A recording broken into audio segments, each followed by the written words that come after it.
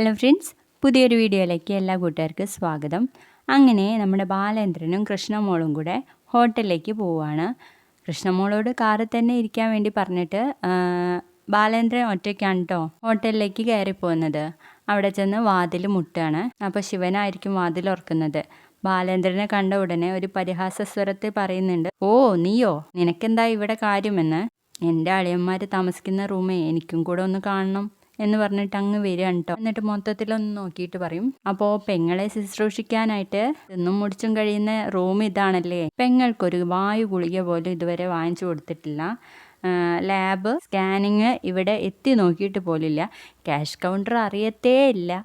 നല്ല ആങ്ങളമാർ എന്ന് പറയുമ്പോൾ ശിവന് ദേഷ്യം പിടിക്കുന്നുണ്ട്. ശിവൻ പറയും, ഇതേ ഞങ്ങള് റൂം റെന്റിനെടുത്തതാ, ഇവിടെ കിടന്ന് നിന്റെ അഭ്യാസമൊന്നും വേണ്ടാന്ന് പറയും. അപ്പോഴേക്കും ബാലചന്ദ്രൻ പറയും, നിർത്തിക്കോ, ഞാനേ ഇതിനൊന്നും വന്നതല്ല, എൻ്റെ മോളെവിടെയാന്ന് ചോദിക്കും. നിന്റെ മോളെ ചോദിക്കാൻ നിനക്ക് നാണമില്ലല്ലോ, അതും ഞങ്ങളോട് വന്നിട്ട് എന്ന് പറയുമ്പോൾ, നാണമോ എന്തിന്? എൻ്റെ മകളാ അത്. ഞാൻ DNA ടെസ്റ്റൊക്കെ നടത്തിയിട്ട് അവളെ ഇങ്ങനെ ദത്തെടുത്തത് എന്നങ്ങ് പറയുന്നതും നമ്മുടെ രാജീവൻ കട്ടിൽ നിന്ന് എണീറ്റ് വരുവാ. അതെ ശിവേട്ടാ, തെരുവിൽ കിടക്കുന്ന നായ്ക്ക് ഒരുപാട് കുഞ്ഞുങ്ങൾ ഉണ്ടാവും, എല്ലാത്തിനെയും തറവാട്ടി കയറ്റണം എന്ന് പറഞ്ഞാൽ നടക്കുവോ? നമ്മൾ നടത്തി കൊടുക്കുവോ എന്നൊക്കെ ചോദിക്കുന്നുണ്ട്. അപ്പോഴേക്കും നമ്മുടെ ബാലചന്ദ്രൻ, അയ്യോ അവളെ അങ്ങ് സ്വീകരിച്ചു പോയി മകളായിട്ട്, ഇനിയിപ്പോ ഉപേക്ഷിക്കാൻ വേണ്ടി പറ്റില്ല രാജീവ് കുമാര എന്ന് പറയുന്നുണ്ട് കേട്ടോ കളിയാക്കിയിട്ട്. അപ്പോഴേക്കും രാജീവൻ അങ്ങ് തീരെ പറ്റുന്നില്ലേ, എൻ്റെ പെങ്ങളെ വഞ്ചിച്ചിട്ട് നീ ഇപ്പൊ അങ്ങനെ ഞെളിഞ്ഞു നിൽക്കണ്ട.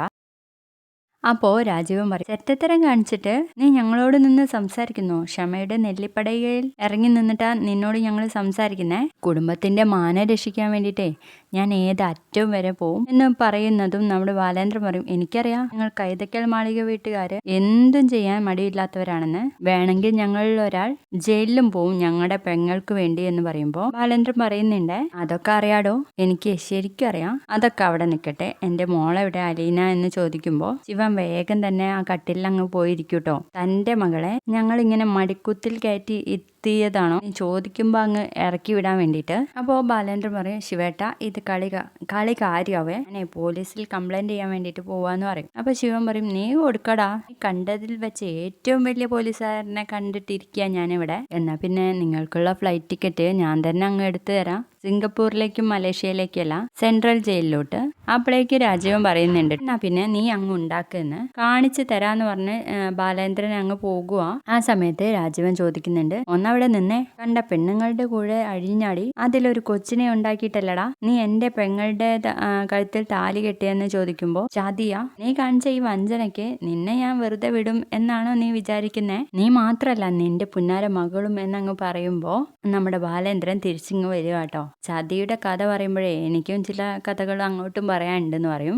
ഇത് പറയുന്ന സമയത്ത് തന്നെ നമ്മുടെ ശിവൻ വേഗം തന്നെ വന്നിട്ട് പറയും, തൻ്റെ കഥയൊന്നും ഇവിടെ കേൾക്കണ്ടടോ, കേട്ടിട്ടേ നിങ്ങളെയൊക്കെ വിടുള്ളൂടോ, നിന്റെ ചെവിയിലെ ഞാനത് കേൾപ്പിക്കും എന്ന് പറയുന്നുണ്ട് ബാലേന്ദ്രൻ. അപ്പോ രാജീവൻ പറയുന്നുണ്ട് കേട്ടോ, തൻ്റെ കഥ പറ ഞാനൊന്ന് കേൾക്കട്ടെ എന്ന്. അപ്പൊ നമ്മുടെ ബാലേന്ദ്രൻ പറയുന്നുണ്ട്, പണ്ടേ കൊല്ലപ്പള്ളിയിൽ നിന്ന് ഒരു പെണ്ണ് ആഗ്രയ്ക്ക് പോയി 2-2.5 കൊല്ലം അവിടെ ആയിരുന്നു. അതിനിടയ്ക്ക് അവളൊരു പട്ടാളക്കാരനെ സ്നേഹിച്ചു. അതൊക്കെ അറിഞ്ഞ് വീട്ടുകാർ ചെന്നപ്പോഴേ അവള് പൂർണ്ണ ഗർഭിണിയാണ് എന്നൊക്കെ അങ്ങ് പറയുമ്പോൾ നമ്മുടെ രാജീവനൊക്കെ ആകെ അന്തം വിട്ട് നിൽക്കുക. എന്നിട്ട് പറയും, വീട്ടുകാരവളെ തൂക്കിയെടുത്ത് തിരുവനന്തപുരത്തേക്ക് കൊണ്ടുവന്നു. കൃത്യമായിട്ട് പറഞ്ഞാൽ ശാസ്തമംഗലത്ത് ഒരു വീട്ടിൽ. കൃത്യം 2 ആഴ്ച കഴിഞ്ഞപ്പോൾ അവൾ നെയ്യാറ്റിൻകര ഒരു പ്രൈവറ്റ് ഹോസ്പിറ്റലിൽ വെച്ച് പ്രസവിച്ചു. അവൾക്കുണ്ടായ കുഞ്ഞിനെ ഏതോ ഒരു ഓർഫനേജിൽ തള്ളി അവരാ പെങ്ങളെയും കൊണ്ട് വീണ്ടും കൊല്ലപ്പള്ളിയിലെത്തി. കൃത്യം 1 വർഷം കഴിഞ്ഞപ്പോൾ തന്നെ അമ്മയും അച്ഛനും പുന്നാര ആങ്ങളമാരും കൂടെ ചേർന്ന് അവളുടെ കെട്ടങ്ങ് നടത്തി കൊടുത്തു. അവളുടെ പേര് നിങ്ങൾക്ക് എല്ലാവർക്കും അറിയണ്ടേ, വൈജയന്തി. അവളുടെ തറവാട് അറിയണ്ടേ, കൈതയ്ക്കൽ മാളിക വീട്. ഹൈ, എന്താ ഒരു അന്തസ് എന്ന് ചോദിക്കുമ്പോൾ രാജീവനും ശിവനിങ്ങനെ തല കുമ്പിട്ട് നിൽക്കുവാട്ടോ. ഇത്രയും പറഞ്ഞ സ്ഥിതിക്ക് ഒരു കാര്യം കൂടെ ഞാൻ പറഞ്ഞേക്കാം. അവളുടെ കഴുത്തിൽ താലി കെട്ടിയവന്റെ പേര് നെടുമ്പുരയ്ക്കൽ ബാലചന്ദ്രമേനോൻ എന്ന് പറയുമ്പോഴും ഇവരൊക്കെ തല താഴ്ത്തി നിൽക്കുവാട്ടോ. എന്താ എൻ്റെ കഥ കേട്ടിട്ട് സന്തോഷായില്ലേ? എന്നിട്ടെന്താ ആരും ഒന്നും മിണ്ടാത്തെ? പരിശുദ്ധയായ പെങ്ങളെ വഞ്ചിച്ചവൻ എന്നല്ലായിരുന്നോ രാജീവ് കുമാരൻ എന്നോട് പറഞ്ഞത്? രാജീവിന് എന്തെങ്കിലും പറയാനുണ്ടോ എന്ന് ചോദിക്കാണ്. അപ്പോൾ നമ്മുടെ ശിവൻ പറയുന്നുണ്ട് കേട്ടോ, ബാലേന്ദ്ര ഇതൊക്കെ നിന്നെ ആരോ തെറ്റിദ്ധരിപ്പിച്ചതാ, നീ വല്ലവരും പറയുന്നത് കേട്ട് എന്നൊക്കെ. അപ്പോൾ നമ്മുടെ ബാലേന്ദ്രൻ ചോദിക്കുന്നുണ്ട് കേട്ടോ. അപ്പോൾ ഗംഗാധര മേനോൻ നിങ്ങളുടെ ആരാ? നിങ്ങളൊക്കെ ഒരേ തന്തയ്ക്ക് പിറന്നതല്ലേ? അല്ലെങ്കിൽ നിങ്ങളുടെ അമ്മേനോട് പോയി ചോദിക്കണമെന്ന് ചോദിക്കുമ്പോഴേക്കും ദേഷ്യം പിടിക്കേണ്ട ശിവന്. നിങ്ങളുടെ ഈ ജ്യേഷ്ഠൻ ഗംഗാധര മേനോനും ഭാര്യ മാലതിയടത്തിയും കൂടിയാണ് എനിക്ക് സത്യം പറഞ്ഞു തന്നെന്ന് പറയും. എന്നിട്ട് നേരെ ബാലേന്ദ്രൻ രാജീവിന്റെ അടുത്തേക്ക് പോവാ. എന്താടാ രാജീവ്, നിനക്ക് എന്നോടൊന്നും പറയാനില്ലേ? നീ ആയിരുന്നല്ലോ എന്നെ വലിയ കുറ്റപ്പെടുത്തിയിരുന്നത്. നിന്റെ പെങ്ങളെ കല്യാണം കഴിപ്പിക്കുന്നതിൽ ഏറ്റവും മുൻപന്തിയിൽ നിന്നത് നീ ആയിരുന്നല്ലോ. എന്നിട്ടും നിനക്കൊന്നും പറയാനില്ലേ എന്ന് ചോദിക്കുമ്പോൾ രാജീവ് ഒന്നും മിണ്ടാതെ തലയും താഴ്ത്തി നിൽക്കുക. എന്നിട്ട് പറയും, ഒരു കാര്യം സമ്മതിച്ച് തന്നേ പറ്റത്തുള്ളൂ. തന്റെ പെങ്ങളെ ഇത്രയും കാലം അഭിനയിക്കുന്നതിന് മുൻപിൽ താനക്ക് വെറും ശിശുവടോ എന്നും പറഞ്ഞ് ശിവന്റെ അടുത്തേക്ക് ചെല്ലുകയാണ്. എന്നിട്ട് ബാലേന്ദ്രൻ പറയും, കഴിഞ്ഞ 23 വർഷക്കാലം അവൾ എന്റെ മുന്നിൽ അഭിനയിച്ച് ഞെളിഞ്ഞു നടന്നു. അതും സ്നേഹിച്ച പുരുഷന് മുന്നിൽ ഒരു ഉളുപ്പുമില്ലാണ്ട് ഇത്രയും കാലം ജീവിച്ചു. അപ്പൊ പിന്നെ അവളെ സമ്മതിച്ചല്ലേ പറ്റൂ? സമ്മതിക്കണം. എന്നിട്ട് അവരോട് രണ്ടുപേരോടും പറയട്ടോ, ഞാൻ ഇതുവരെ വജയെ ഇതൊന്നും അറിയിച്ചിട്ടില്ല. മനുവിനറിയാം, കൃഷ്ണമോൾക്കും അറിയാം. പക്ഷേ ഞാനിതൊക്കെ പറയും.